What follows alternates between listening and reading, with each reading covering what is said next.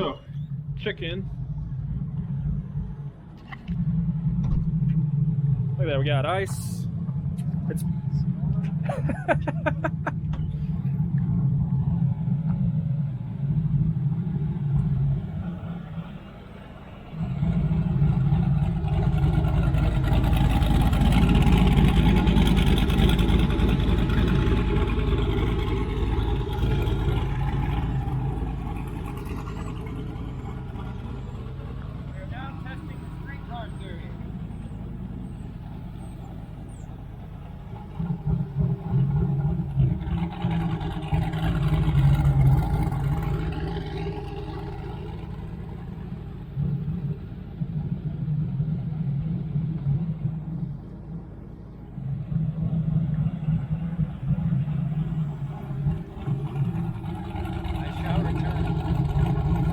all right.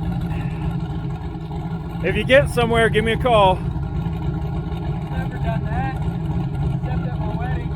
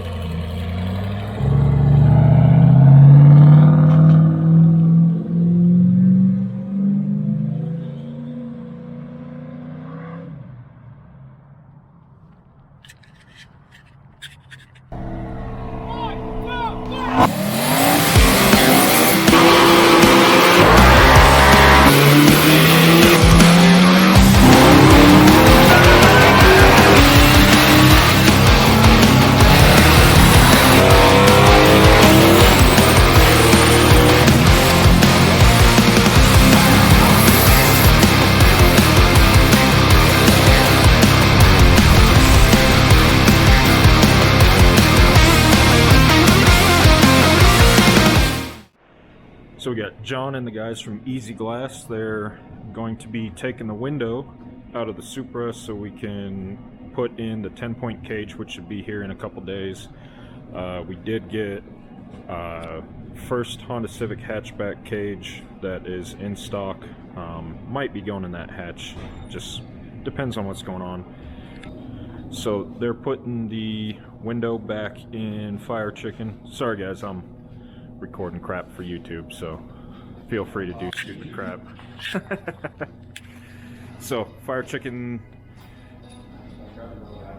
finished up the 10-point cage, just waiting on the window net to come in, but John and the guys are putting the front window back in, and then they're also putting the front window back in on the Blazer.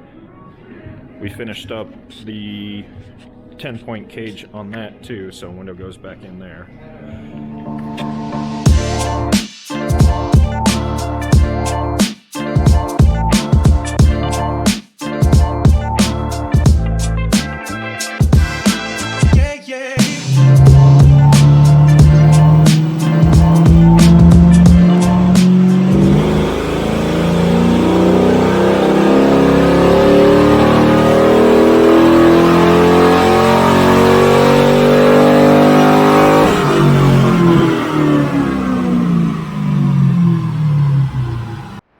Got this 2004 GTO in LS1 with the auto.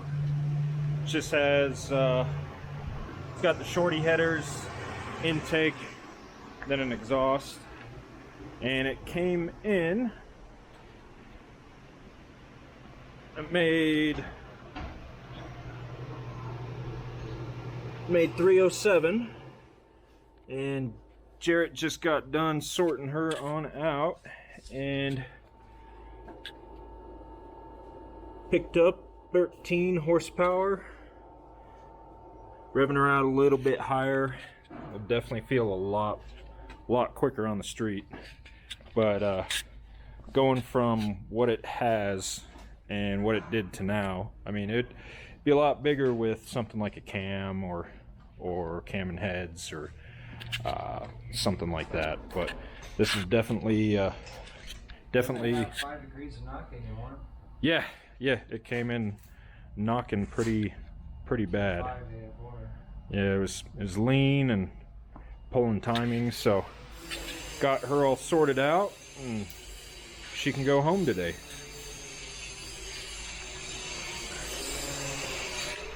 All right, so one little thing to note is these adapters that everyone gets that bolts on top of the turbo, goes to usually a 4AN fitting or a 3AN fitting. If you get the Chinese eBay ones, pretty much all the ones that I've seen, I'm not saying all of them, but pretty much all the ones that I've seen, the hole that is drilled through them is way too small for any turbocharger, even ball bearing turbochargers.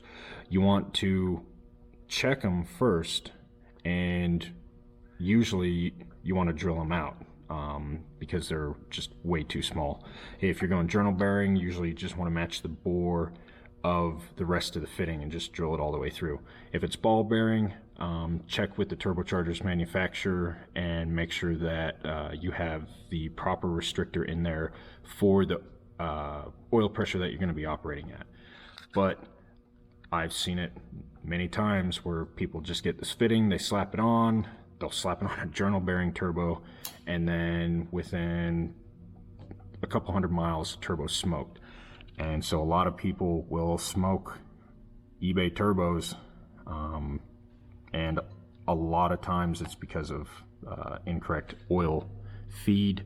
And then if their turbo's smoking but it doesn't have play, a lot of times it's due to the oil return line being incorrectly ran, or it's got a low spot, or it's got a hard angle or something like that.